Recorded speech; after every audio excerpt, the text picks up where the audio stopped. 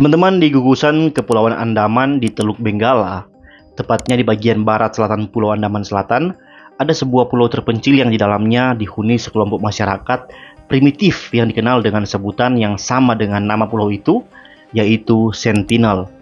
Dan di video kali ini, saya akan membahas kisah seorang penginjil asal Amerika yang meninggal dunia dipanah oleh penduduk pulau ini karena mencoba masuk untuk menginjili masyarakat di suku ini.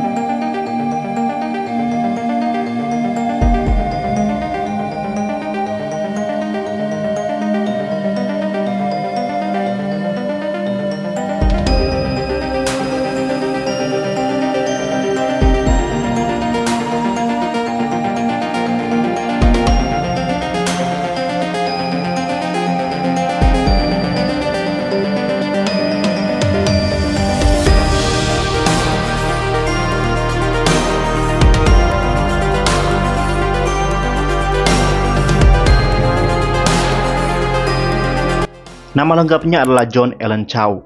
Dia lahir di Scottsboro, Alabama, Amerika Serikat pada 18 Desember 1991. Allen adalah anak bungsu dari 3 bersaudara. Nama ibunya Linda Chau dan papanya bernama Patrick Chau.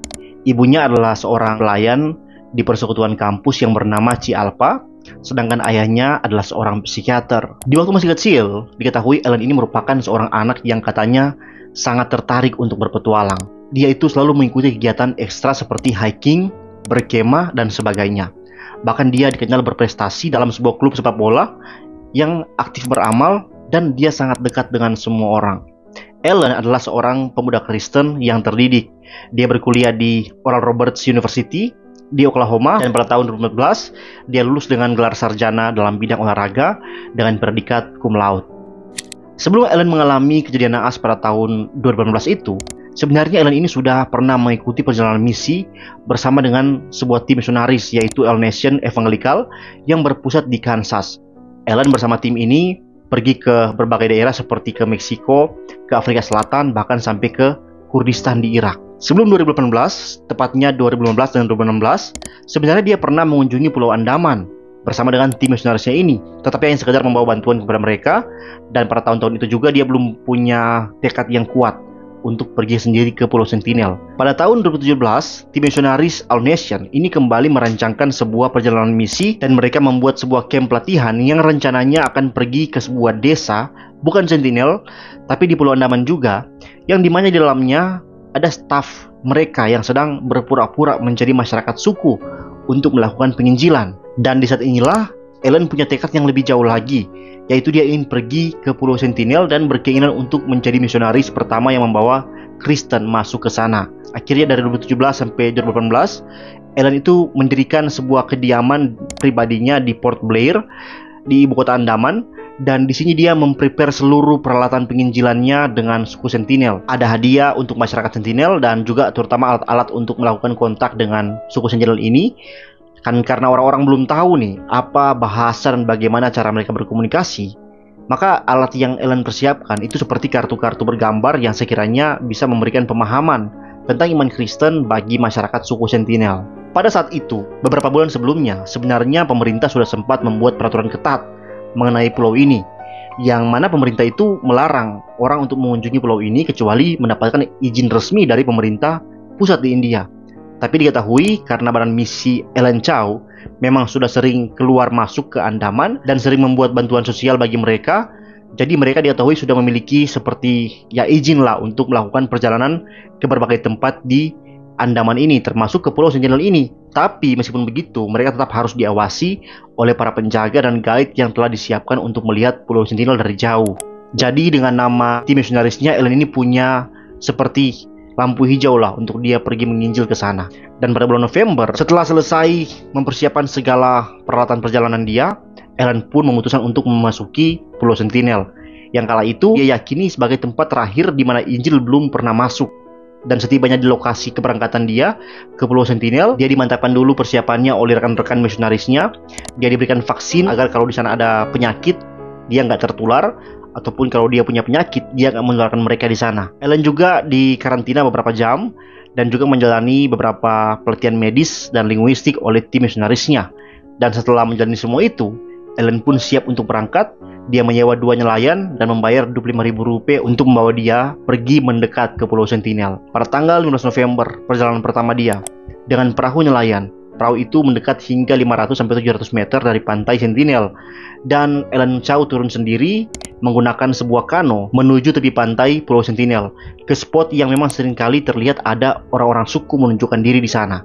Nah, sebenarnya saat itu 2 orang nelayan yang mengantar Ellen ke dekat pulau sudah bilang ke Ellen untuk nggak usah mendekat terlalu dalam ke pulau itu. Cukup Alkitabnya dilemparkan saja ke pantai dan biarlah orang suku akan mengambilnya. Tapi Ellen nggak mau mendengarkan nelayan-nelayan ini. Ellen berusaha semakin dekat, mencoba untuk berkomunikasi, untuk memberikan beberapa hadiah. Dan orang suku ini, karena mereka ini jarang ya ketemu sama orang, mereka malah merespon Ellen dengan menghujani dia dengan lemparan tumbak. Tapi untungnya kali ini dia itu masih selamat. Dia berhasil kabur berenang kembali ke kanonya dan pergi ke nelayan-nelayan itu yang menunggu dia di pantai ya, sekitar 500 meter. Pada hari berikutnya, tanggal 16 November, Ellen kembali mencoba untuk berkomunikasi dengan suku Sentinel. Pada kesempatan kali ini, dia nggak segera dilempari oleh masyarakat itu, tapi dia berhasil masuk sampai ke dalam pulau. Dalam jurnalnya dia menulis bahwa ketika dia bersama dengan gerombolan suku ini, dia mendapat reaksi yang aneh dari mereka, di mana mereka seperti merasa geli kepada Ellen. Mereka seperti bingung dan kebanyakan di antara mereka seperti menunjukkan mimik wajah yang marah dan bermusuhan dengan Ellen. Ketika Ellen mulai merasa khawatir saat mencoba berkomunikasi dengan mereka, Ellen menulis bahwa dia bernyanyi lagu penyembahan untuk mereka dengarkan, dan dia berkali-kali mencoba untuk berkomunikasi dengan bahasa Xhosa ya, bahasa yang umum digunakan di Afrika Selatan.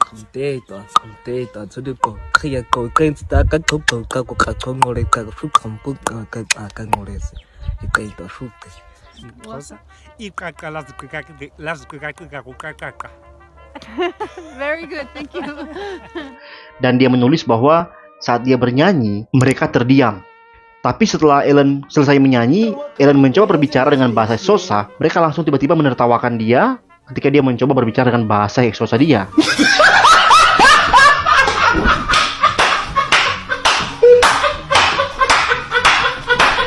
Ellen menulis bahwa banyak di antara mereka yang mencoba juga berbicara kepada Ellen, tapi bukan dengan bahasa yang Ellen gunakan, yaitu Xhosa. Mungkin bahasa suku mereka yang belum diketahui.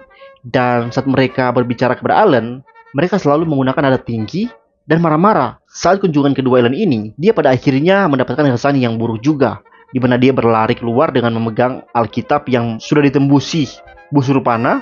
Karena menurut kesaksiannya, sewaktu dia sementara berusaha memahami apa kata-kata mereka, ada seorang pemuda dalam suku itu tiba-tiba menyerang Ellen dengan panah. Tapi Ellen berhasil menangkis serangannya dengan Alkitab yang dia letakkan di bagian dadanya. Akhirnya Ellen lari dan kembali ke nelayan yang menunggu dia di dekat pulau. Kemudian setelah 2 kunjungan pada tanggal 15 dan 16 tadi, di mana pada tanggal 18 November kemudian dia itu melakukan perjalanan ketiga kalinya. Dan di saat itu kemungkinan besar Ellen merasa sudah memang harus benar-benar sendirian. Nggak perlu lagi ditunggu oleh nelayan. Ellen khawatir bahwa para nelayan ini membuat orang-orang suku ini itu mencurigai Ellen.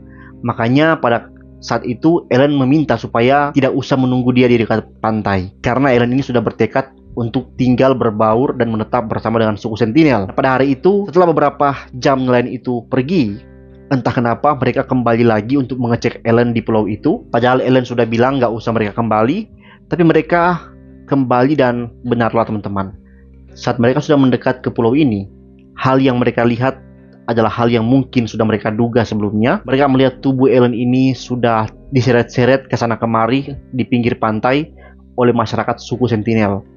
Ellen sudah Setelah para nelayan ini melihat hal itu, mereka segera kembali ke Port Blair dan menyerahkan jurnal yang Ellen tulis kepada rekan yang sudah menunggu dia di Port Blair.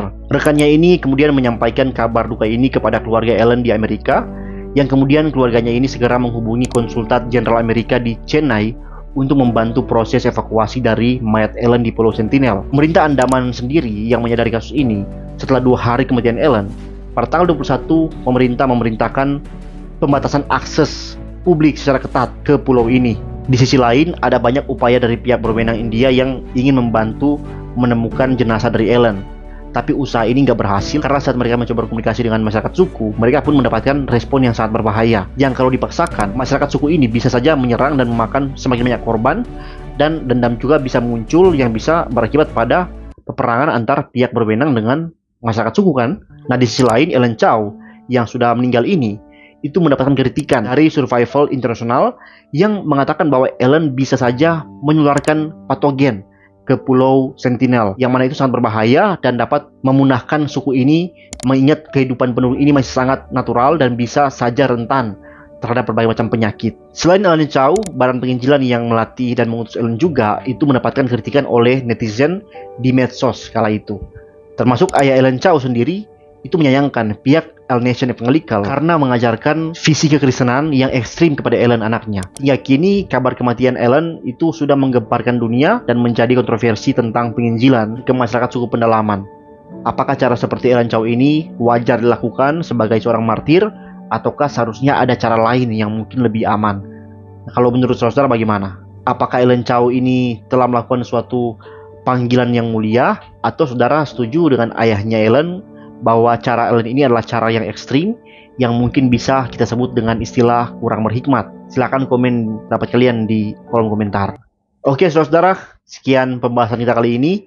Jangan lupa dukung channel ini dengan cara klik subscribe, like jika like, komen yang positif, dan bagikan video-video saya ini kepada kerabat-kerabat yang ada di sekitar kalian. Terima kasih, Tuhan memberkati. Shalom. Aku mengerti perjalanan hidup yang kini kau lalui. Ku berharap meski berat kau tak merasa sendiri. Kau telah berjuang menaklukkan hari-harimu yang tak mudah. Biar ku menemanimu membasuh lelahmu. Izinkan ku lukis senja, mengukir namamu di sana, mendengar kamu bercerita, menangis tertawa. Biar ku lukis malam, bawa kamu bintang-bintang, untuk temanimu yang terluka hingga kau bahagia.